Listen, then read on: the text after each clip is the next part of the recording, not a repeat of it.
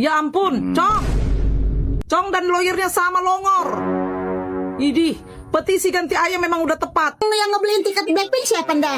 Siapa yang ngebeliin? Coba dah ngaku.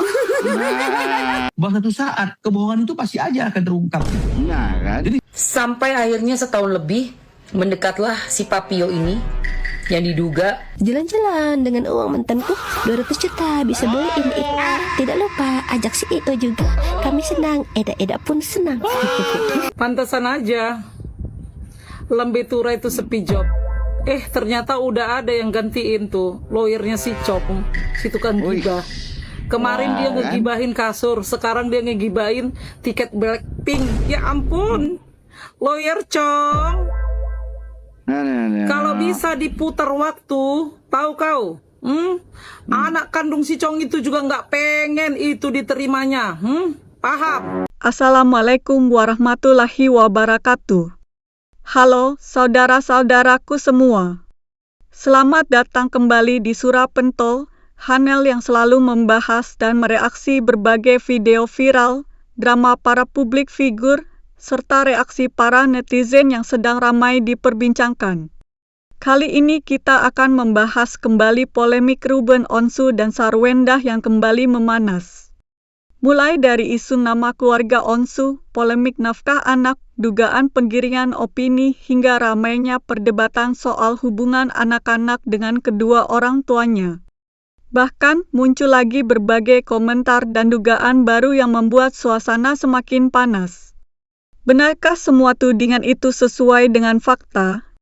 Atau justru ada sudut pandang lain yang belum banyak diketahui publik? Tonton videonya hingga usai, karena saya akan memberikan komentar cukup panjang di bagian akhir video. Yuk kita tonton videonya. waduh, iya kah? Pada akhirnya kau ungkit-ungkit juga semuanya, Cong. Semuanya kau ungkit. Bentar lagi apa? Baju mereka yang kau beli, sepatu mereka yang kau beli, apa lagi? Ya ampun, Cong dan lawyernya sama longor. Idih, petisi ganti ayam memang udah tepat. Paham? Wow. Longor. Aku lundah Lu mah anak-anak ngomong yang ngebeliin tiket Blackpink siapa dah? Siapa yang ngebeliin? Coba dah ngaku. Nah, yo. Antara Uncal atau antara Seo? Coba. Siapa lu ngomong ke anak-anak lu dibeli nama siapa? Begitu. Ternyata kan pada faktanya warga, ternyata sang ayah tercinta yang ngebeliin itu tiket Blackpink untuk anaknya tercinta ini mendapatkan posisi yang terbaik. Biar lebih jelas gitu ngelihat konser tersebut, menikmati konser tersebut. Ya. Ya Allah, gua mah dadar banget ini ya dibuka-bukain. Ingat ini bukan ungkit, bukan. Tapi di sini kenapa di up terkait semua itu biar anak-anaknya tahu ya bahwa sang ayah ini tuh berperan sangat-sangat besar dalam kebahagiaan anaknya meskipun sudah tidak hidup atau tidak tinggal bersama-sama lagi dengan sang mama. Ya, itu. Kenapa kok nyampe harus melalui media sosial? Ya kan udah terlanjur di media sosial. Yang memulainya juga sang si Indah ini. Ya kan? Dia kan selalu berbicara itu berlindung di balik kata-kata. Kasihan anak-anak. Jejak digital ini, jejak media sosial ini tuh nanti takut sangat berpengaruh untuk mental anak-anak. Berarti secara tidak langsung anaknya ini tuh mengikuti dong, melihat dong terkait jejak-jejak digital ini yang sekarang sedang ramai kagak kelar-kelar drama perdracin-dracinan dia ini, ya kan? Nah, makanya anak-anaknya juga harus tahu kenyataannya, faktanya bahwa sang ayah ini tuh banyak sekali memberikan kebahagiaannya, sangat bertanggung jawab kepada anak-anaknya walaupun sudah tidak tinggal bersama, kata gue kayak tadi, ya kan? Bener banget. Nah, di sini anak-anaknya juga harus tahu.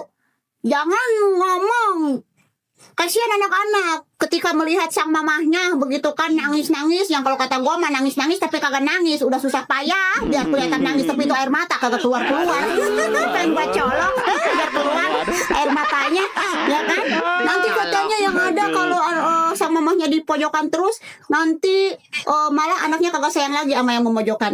Nah, justru di sini juga anak-anak harus tahu segimana sadisnya sang mamah menghina sang ayah anak-anak ini di depan lab loh, ribuan orang mata memandang. Lagi live. Dikatain Ngeri memang. "Cong, kalau butuh duit lu anjing." Kan itu kagak pantas. Udah gitu kan lu yang memulai, ya kan, berperan di media ini.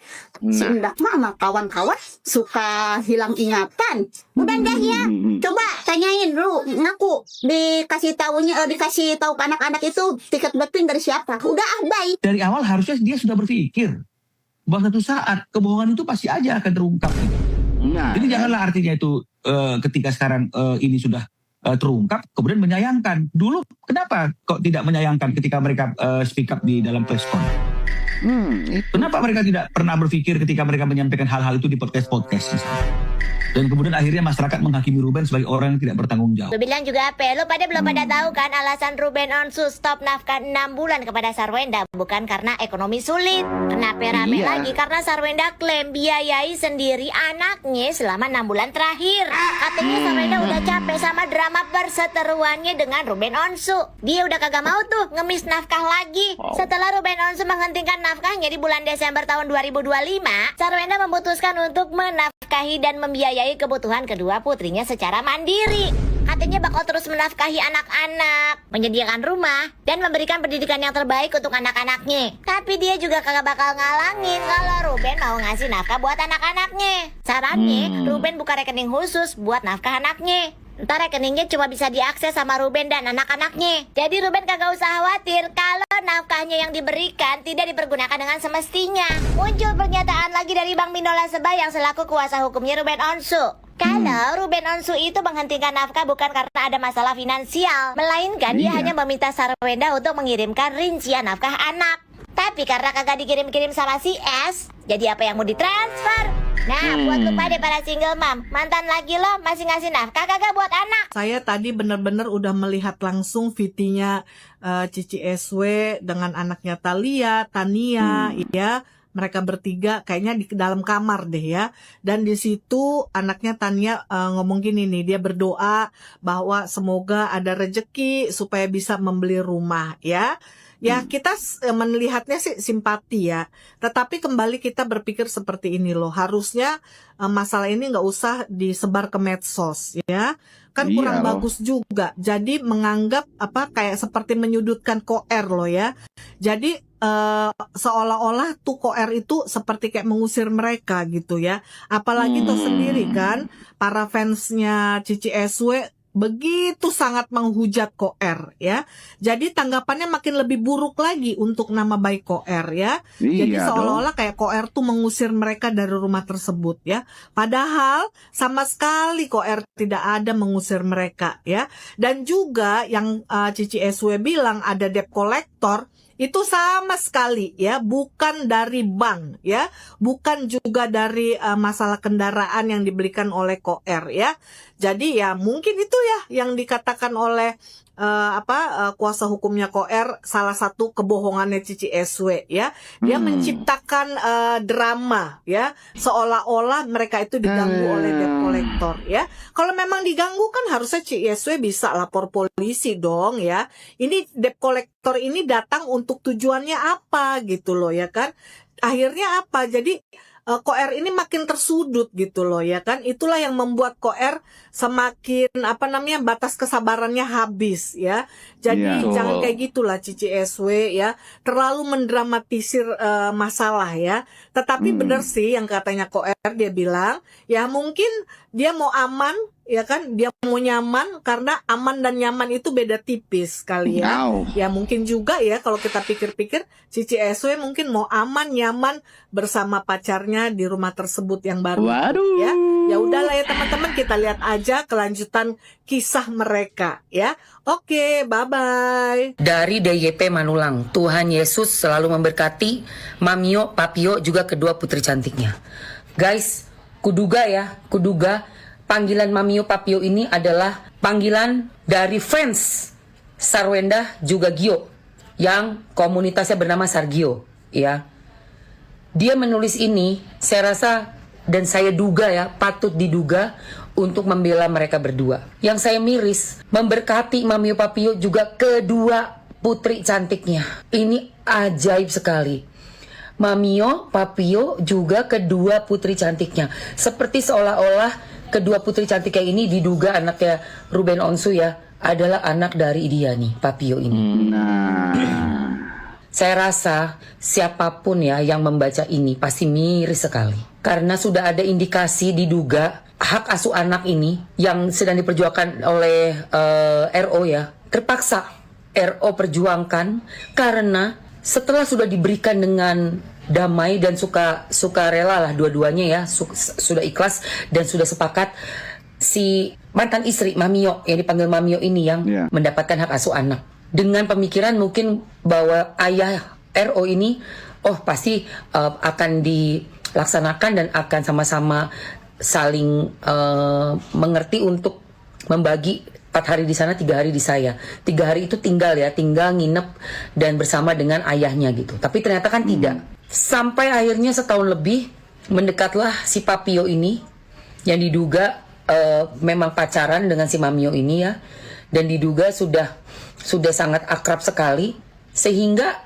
para fansnya ini bisa menyebutkan ini kedua putri cantiknya, seolah-olah anak dari si laki-laki yang baru setahun ini nongol di live bersama-sama dengan mantan istri. Menurut saya sangat-sangat harus diperhatikan ya oleh para hakim-hakim yang mulia di pengadilan nanti, bahwa ada upaya-upaya untuk menjauhkannya, diduga ini menjauhkannya dari yang ayah kandung yang sudah membiayai, menafkahi dan juga mensupport dari masih di kandungan sampai lahir dan sampai tahun terakhir ini pun masih beberapa bulan terakhir masih dikasih semuanya. Tetapi pada saat seorang ayah ingin bersama dengan anak-anaknya sesuai dengan yang udah disepakati setelah perceraian, hal itu sangat sulit didapat. Iya. Dan ini adalah salah satu, ini cuma satu dari sekian ribu komen yang saya baca seperti ini. Saya nggak paham apakah Mamio Papio ini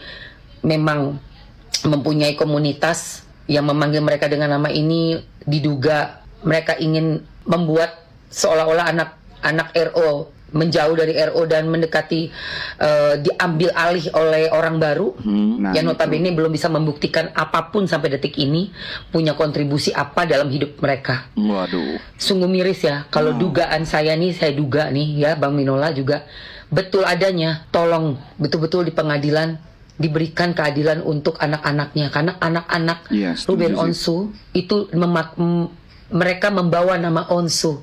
Di darah mereka adalah keluarga family dari Onsu. Iya, jelas. Dimana itu tidak bisa ditukar dengan apapun, tidak bisa dibuang. Biarpun kita misalnya, saya nggak mau Onsu, nggak bisa.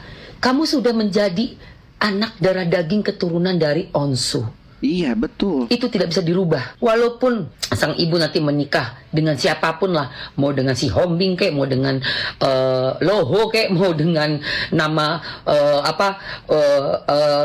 Sukatno kek, mau belakangnya nama ayahnya siapa, itu adalah sambung. Iya, betul. Tidak semerta-merta akan membuat kita menjadi orang tersebut begitu. Itu adalah ya orang yang beda darah ya. Tapi kalau Onsu adalah bapak kandung, darah mengalir, keturunan dari atas, legasi dari atas, leluhur-leluhurnya mengalir di darah anak-anaknya. Jadi sebagai kita yang mempunyai family name, nama ayah kita, ya kita jaga sebaik-baiknya. Anak-anak ingat ya, jejak digital ini aku, Mamski Emma akan simpan ini ya guys. Semoga dugaan aku salah ya untuk Manulang. Karena kalau benar ini maksud kau, hati-hati. Nggak mau undang Ki Sarwenda. Mana berani dia. Kalian tengok itu guys. Guys, ini aku kayaknya mau komentar yang terakhir gitu, kayak muak gitu. Karena udah scroll TikTok ini lagi.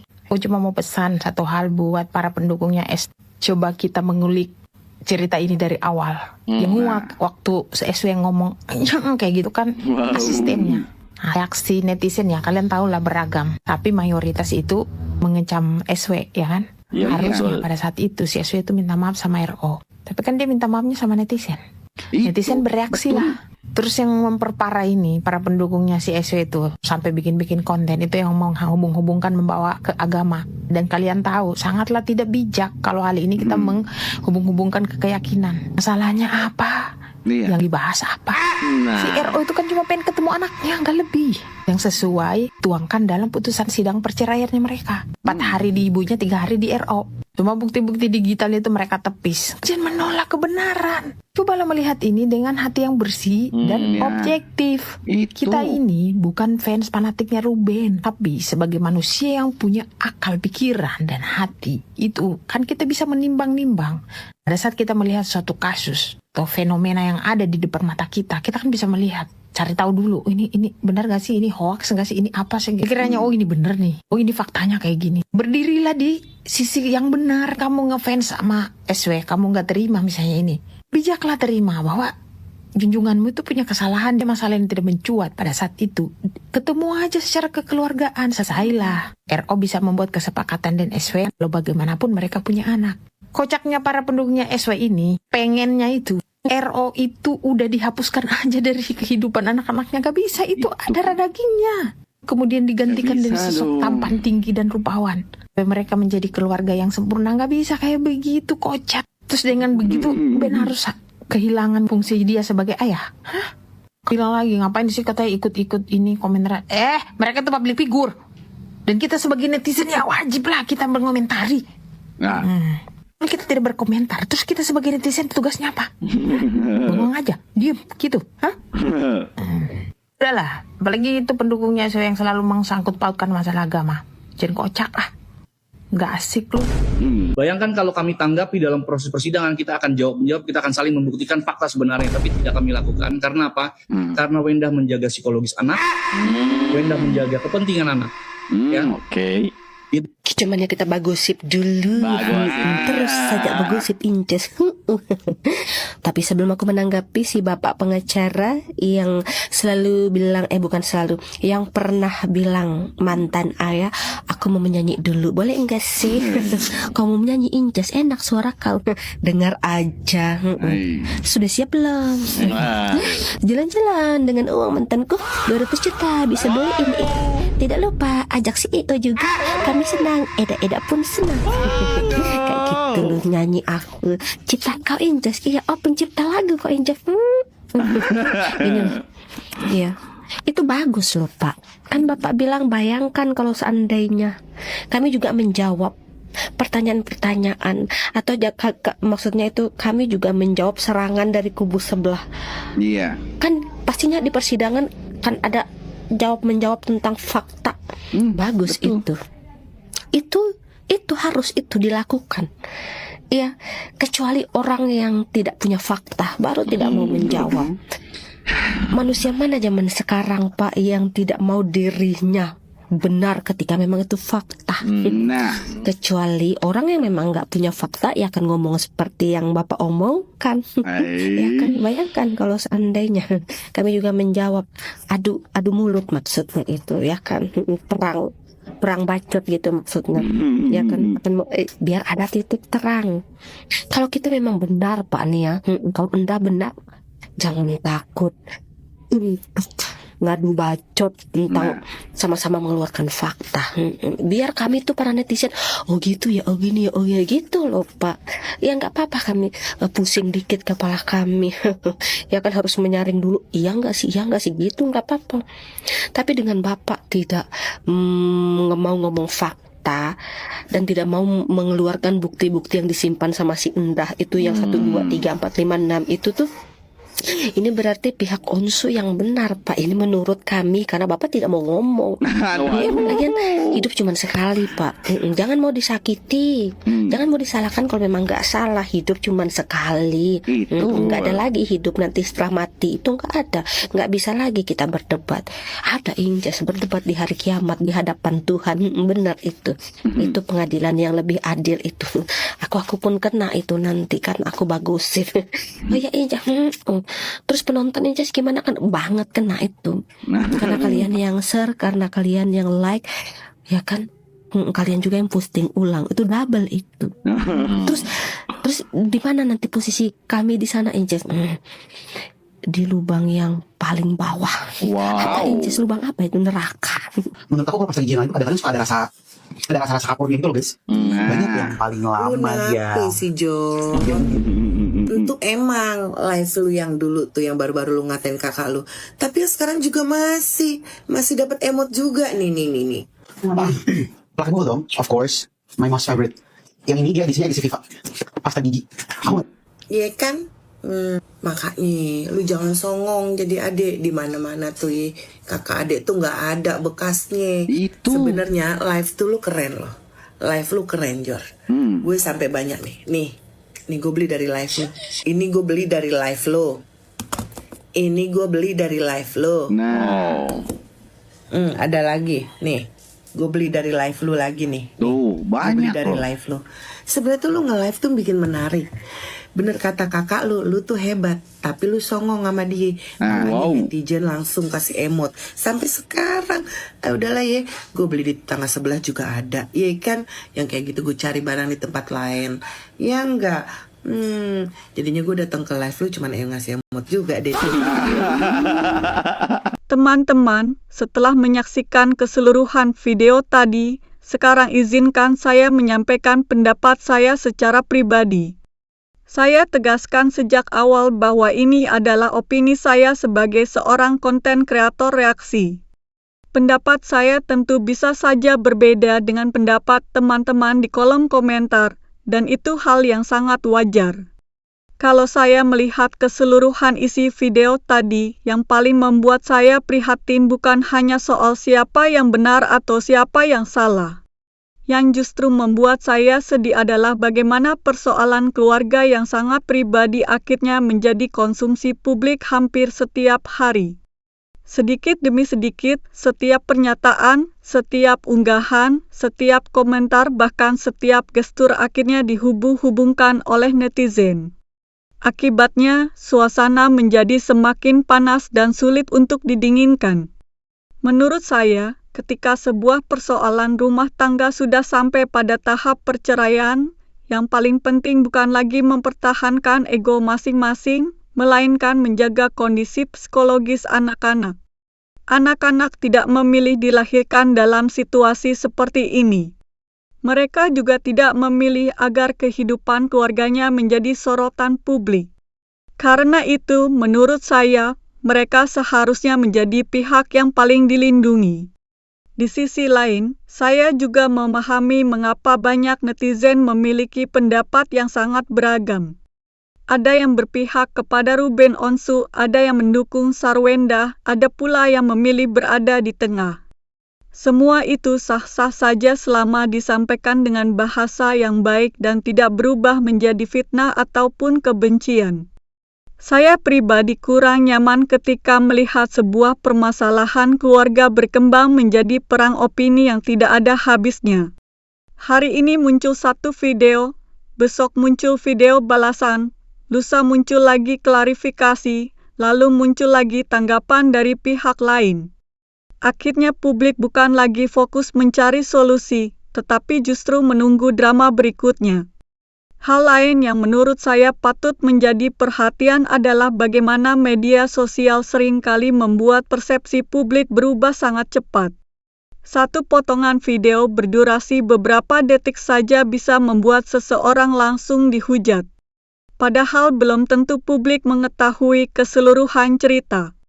Karena itu saya selalu mengajak teman-teman untuk tidak terburu-buru mengambil kesimpulan hanya dari satu potongan informasi.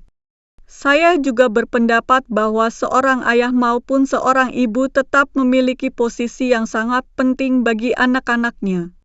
Terlepas dari apapun konflik yang terjadi di antara orang tua, hubungan anak dengan ayah kandung maupun ibu kandung adalah sesuatu yang sangat berharga.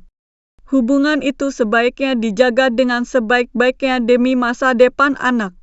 Kemudian mengenai berbagai dugaan yang disampaikan dalam video tadi, menurut saya semua pihak sebaiknya berhati-hati dalam menyampaikan sesuatu di ruang publik.